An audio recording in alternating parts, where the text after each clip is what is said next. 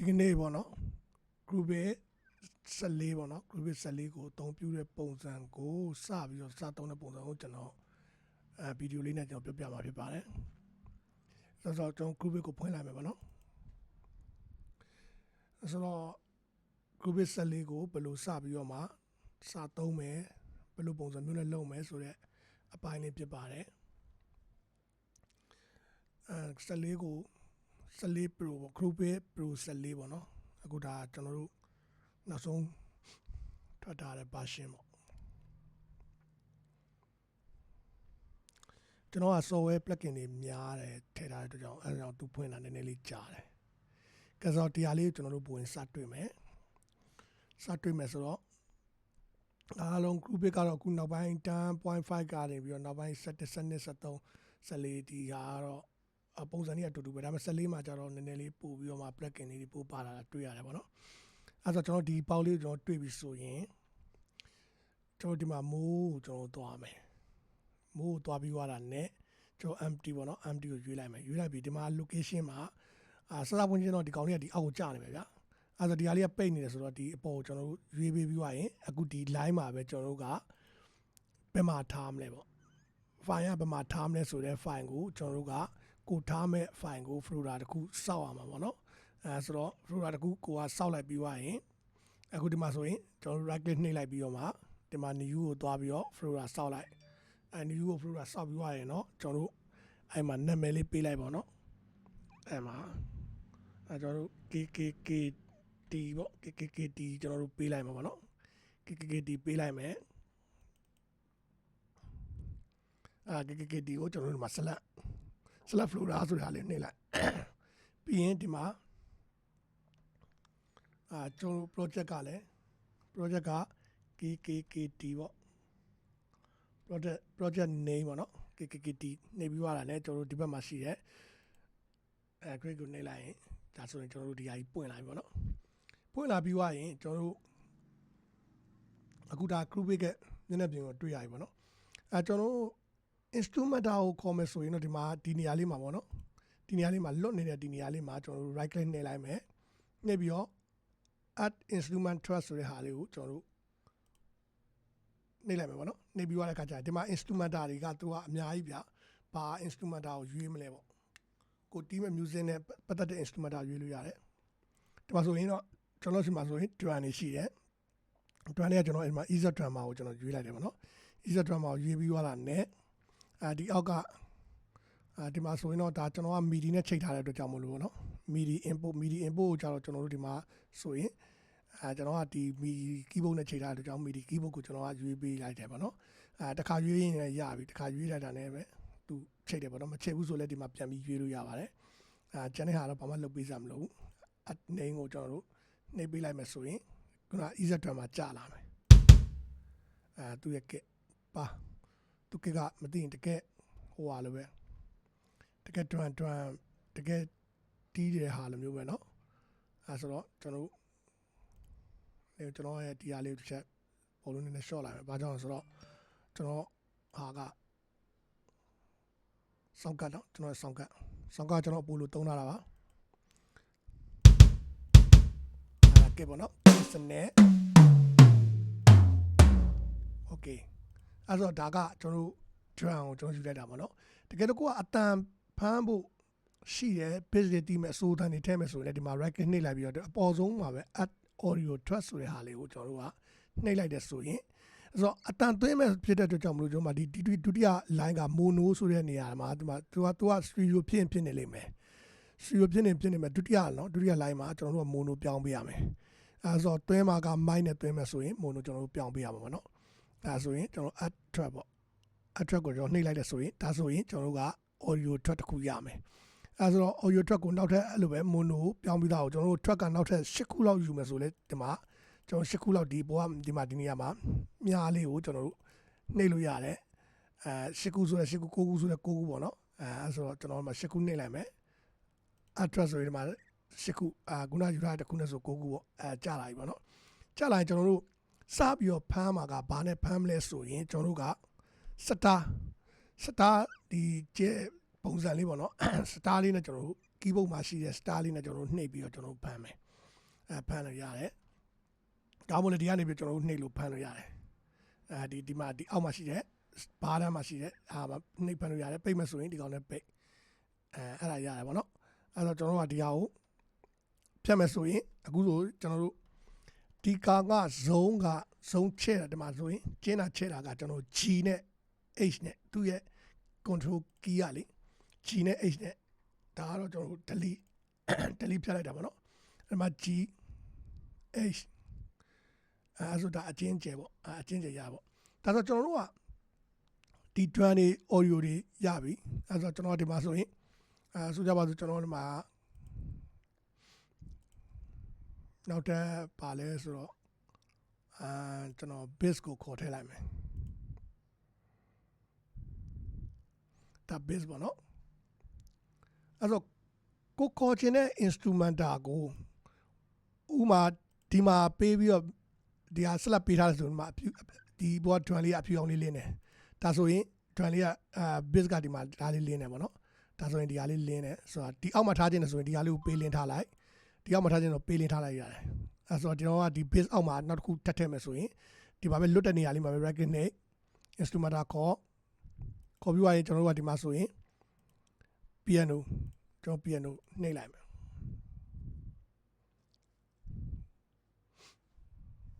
piano ကနည်းနည်းလေးသူက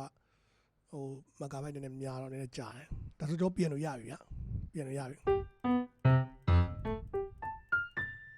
အဲ့ဆိုတော့ drum ရဲ့ bass ရဲ့ keyboard piano ရရပြီအောက်ကတော့ကျွန်တော်အတန်သွင်းတဲ့ line တွေပေါ့နော်အဲ့တော့ကျွန်တော်ဒီဘက်ထိပ်ညာဘက်တောင်မှာဆိုကျွန်တော်ညာလေးနဲ့ white ပြတယ်ဒီဘက်ထိပ်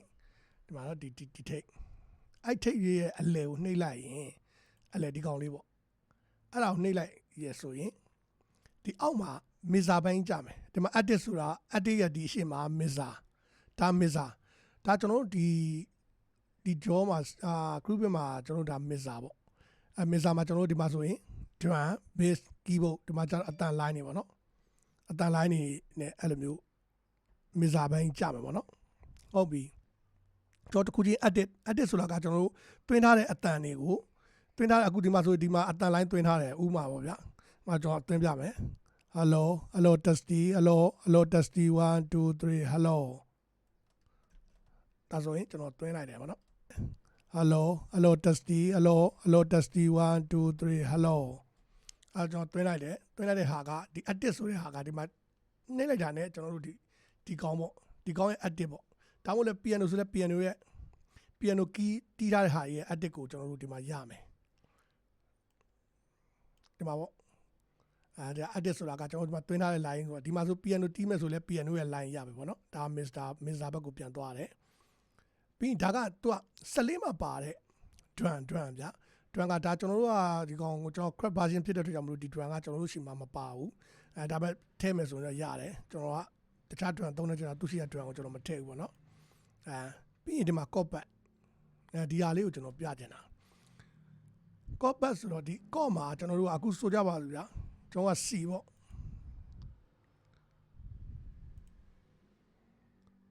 ဒါဆိုရင်ဒါ piano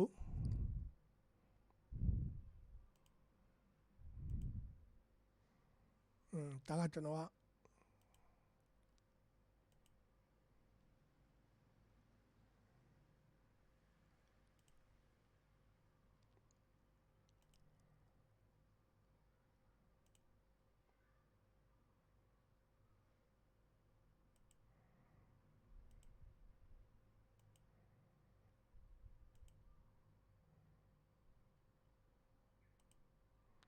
ဒီမှာဒါဆိုဖွင့်ဝင်ရဆိုရင်ဒီကောင်ကဒီမှာဆိုရင် C sharp ဆိုရင် C sharp နဲ့ပတ်သက်တဲ့ C sharp ဆိုတာ D flat ကိုပြောတာပေါ့ဗျာ C sharp D flat ကအတူတူပဲလေအဲ့ဆို C ဆိုတော့ C နဲ့ပတ်သက်တဲ့ဟာတွေဒီမှာကြမယ်ဗျာ C နဲ့ပတ်သက်တဲ့သူ့ရဲ့ note တွေကြလာမယ်ပေါ့နော် C ဒါကနေခဏလေးကျွန်တော်ဒီမှာကျွန်တော်ယူထားတာငါကိုကျွန်တော်ယူထားတဲ့ဟာနဲ့ယူထားတဲ့အတွက်ကြောင့်မလို့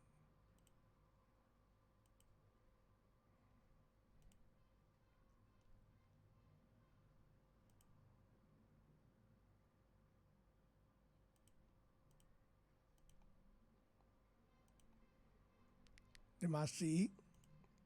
ဒီမှာတကယ်လို့ဒီကောင်ကိုပြောင်းကျင်တယ်ဆိုရင်ဒီမှာကျွန်တော်တို့က click နှစ်ချက်ထပ်ဆို click နှိပ်လိုက်ပြီးရင်ဒီမှာဆိုကျွန်တော်တို့ဘာထည့်ကျင်လဲဒီမှာက A minor 7လား7မထည့်ကျင်7ဖြုတ်လို့ရတယ်ဒါဆိုကျွန်တော် A minor ရမယ်အဲ့တော့ကျွန်တော်တို့သုံးမှာကဘာတချင်းလဲဘာကီးနဲ့လဲ C key နဲ့ဆို C key နဲ့ပေါ့ဗျာအဲ့ဒီမှာဆိုကျွန်တော်တို့ G ဆိုရင်လည်းကျွန်တော်တို့ထိုးနေလည်းကောင်းမယ် G ကျွန်တော်တို့ပြောင်းလိုက်ရတယ် G key ပေါ့အဲ G key ရဲ့ဟာကိုကျွန်တော်တို့ထည့်လို့ရတယ်ပေါ့မရှိ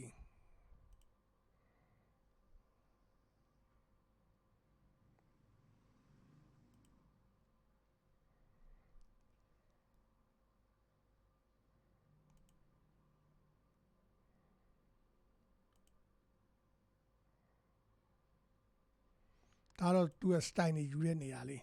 အဲ့တော့ကျွန်တော်ဆိုလိုချင်တာကအခုဘယ်လိုကောမလဲဒီမှာ C ဆိုရင်ကျွန်တော်ကဒီ C ကိုကျွန်တော်ယူလိုက်မယ်ယူပြီးတော့မှ click နဲ့ဖိမယ်ဖိပြီးတော့မှကျွန်တော်တို့ဒီမှာဆိုရင် keyboard နေရာမှာကျွန်တော် C ဖြစ်သွားထည့်လိုက်မယ်ဒီကောင်ကိုချက်ကြည့်လိုက်မယ်နော်ဒါဆိုရင်ဒီမှာ C ဝင်သွားပြီA minor ဆိုလဲ A minor ဒီမှာသူ့နေရာမှာ A minor ထည့်လိုက်မယ်ဆိုရင်ကျွန်တော်နားထောင်ကြည့်မယ်နော် hello testy ဆို A minor ဟုတ်ပြီပြီးရင်ကျွန်တော်ကဒီမှာကျွန်တော်တို့က F ပေါ့ဗျာ F က F minor ဖြစ်နေတယ် minor ကိုကျွန်တော်တို့ဖြုတ်လိုက်မယ် F minor ကို major ပြန်လုပ်လိုက်တာ F ဖြစ်သွားပြီပေါ့ F minor ဆိုရင် F minor ပေါ့ဒီမှာ minor ရေးထားတယ်အဲဆိုပြီးရင်ကျွန်တော်ကဒီမှာဆွဲထည့်လိုက်မယ်သူ့ရဲ့ line ထဲမှာပေါ့နော်ဒီ keyboard ရှိရဲ့ line တွေအောင်ဆွဲထည့်လိုက်မယ်ဆို F ပေါ့နော်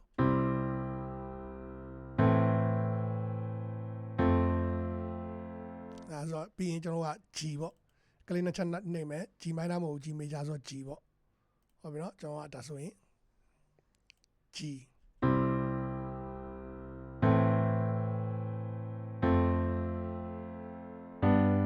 okay အဲ့တော့တပါးချင်းစီရသွားပြီပေါ့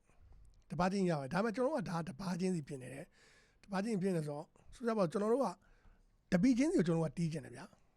အဲ့ဆိုတော့ဒီမှာကျွန်တော်ပြမယ်နော်ဒီကောင်ကိုကလစ်နှစ်ချက်နှိပ်လိုက်ထပ်ဆိုကလစ်နှစ်ချက်နှိပ်လိုက်ဒီမှာ at ကိုရောက်သွားတယ်ပေါ့နော် at ကိုရောက်သွားတဲ့ခါကျတော့ဒီဟာလေးကကျွန်တော်တို့ဒီမှာဆိုရင်ကျွန်တော်တို့ G နဲ့ H နဲ့ကျွန်တော်တို့ဒါဆိုရင်ကျင်းတာ H ဆိုရင်ချဲ့တာ G ကကျင်းတာနော်အဲ့တော့ကျွန်တော်ဒီမှာသူတီးထားတဲ့ C အားလုံးကိုဒီကနေပြီးတော့လွတ်တဲ့နေရာကနေပြီးတော့မောက်လေးနဲ့လက်ညှိုးလေးနဲ့ဖိလိုက်ပြီးတော့ဆက်လက်ဆွဲလိုက်အကောင်ကဆက်လက်ဖြစ်သွားပါနော်ဆက်ဖြစ်သွားပြီးသွားရင်အခါကျရင်ကျွန်တော်ကတစ်ချက်ချင်းတီးခြင်းနဲ့ဆိုရင်ဒီကောင်ကိုဒီမှာဒါဆိုရင်ဒါကတပါးဗျာတပါးနှစ်ပါးသုံးပါးလေးပါးပေါ့အဲ့လေးပါးကိုကျွန်တော်တို့ကဒီကောင်ကို control C နဲ့ copy ကူးတာဆိုတော့ကျွန်တော်က 2B မှာကူးခြင်းနဲ့ဆိုရင် 2B မှာဒီမှာတစ်ချက်အမှန်ပေးလိုက်ရင်မြင်းချောင်းလေးကျလာမယ် control V ဒီမှာနောက်တစ်ခု control V ပဲဒီကောင်နှိပ်ရတော့တယ်။အဲ့တော့ control C လုပ်ပြီးသွားရင် control V တွေပဲနှိပ်ရတော့တယ်။အခုဒီဟာကိုပဲဆက်ကူးမယ်ဆိုရင်ပြောတာပေါ့နော်။အဲ့တော့ကျွန်တော်တို့တပါးချင်းစီမှာ C လေးချက်ကိုကျွန်တော်ရမယ်။တပါးချင်းစီမှာ C လေးချက်ကိုကျွန်တော်ရမယ်ပေါ့နော်။ဟုတ်ပြီနော်။အဲ့တော့ကျွန်တော်ကဒါကိုကျွန်တော်ကစိတ်ကလေးလှုပ်ချင်တယ်အခုဥမာဆိုကျွန်တော်စိတ်လိုက်ပြီဗျာစိတ်လိုက်ပြီးတော့မှကျွန်တော်တို့ကဒါ1အနည်းပေါ့1အန်ဆိုရင်ကျွန်တော်ကဒီမှာဒီတပားရဲ့တဝက်ပေါ့တပားမှာသူက၄ချက်ရှိရလေတပီးမှာ၄ချက်ရှိရလေ1 2 3 4ချက်ရှိရဆိုတော့ကျွန်တော်တို့က2ချက်စီယူတာပေါ့ဒီဘက်2ချက်ဒီဘက်2ချက်ဆိုတော့ဒီကောင်ဆိုဒါဆို off တွေဖြစ်သွားမယ်အဲဆိုဒူချန်အဲ့ဆိုဒူကတော့ကျွန်တော်တို့base ပါဖြစ်အဲ့လိုမျိုးပြန်ထည့်ရရပါတော့ချန်အဲ့လိုပြန်တာပေါ့ဒါပေမဲ့ဒီအတိုင်းကိုကျွန်တော်ကမြင့်တယ်ပေါ့နော်မြင့်တယ်မကြိုက်သေးဘူးဆိုဒီမှာ C1 နဲ့တီးထားတယ်မြင့်တယ်မကြိုက်သေးဘူးဆိုရင်နေကျင်တယ်ဆိုရင် slap ပေးပြီးတော့ကျွန်တော်တို့ဒီမှာ C1 နေရာကိုထားလိုက်ရင်အဲ့ဆိုဒါလည်းဒီအတန်ကကျွန်တော်မကြိုက်သေးဘူးဆိုရင် C3 နေရာမှာကျွန်တော်ထားလိုက်ရင်လည်း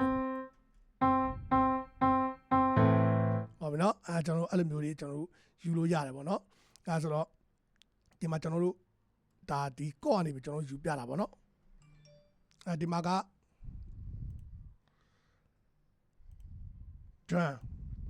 drama ဆိုထိုးနေလည်းကောင်းမယ် drama ဆိုလည်းကျွန်တော်တို့ကဒီမှာ group ဆိုတဲ့နေရာမှာကျွန်တော်တို့လိုချင်တဲ့ beat style တွေကိုကျွန်တော်တို့ယူလို့ရမယ်ယူပြီးတော့တီးလို့ရမယ်ပေါ့နော် beat style တွေကိုကျွန်တော်တို့ယူပြီးတော့တီးလို့ရမယ်ဆိုတော့ ကျွန်တော် beat style ကိုယူပြီးတော့တီးတဲ့ဟာလေးကိုနောက်ထပ် file တစ်ခုမှာကျွန်တော်ပြန်ပြီးတော့မှပေးမယ်ပေါ့နော်အဲဆိုတော့ဒီဟာလေးကတော့ဗီဒီယိုကအရင်ရှည်လို့မရဘူးဆိုတော့ရှည်ရဲ့ခါကျပို့တဲ့ခါကျတော့ကြာလို့အဲဒါကြောင့်เนาะโอเคအဲဆိုတော့ဒီအပိုင်းလေးကတော့ဒီမှာပဲကျွန်တော်တို့နားလိုက်မယ်ပေါ့နော်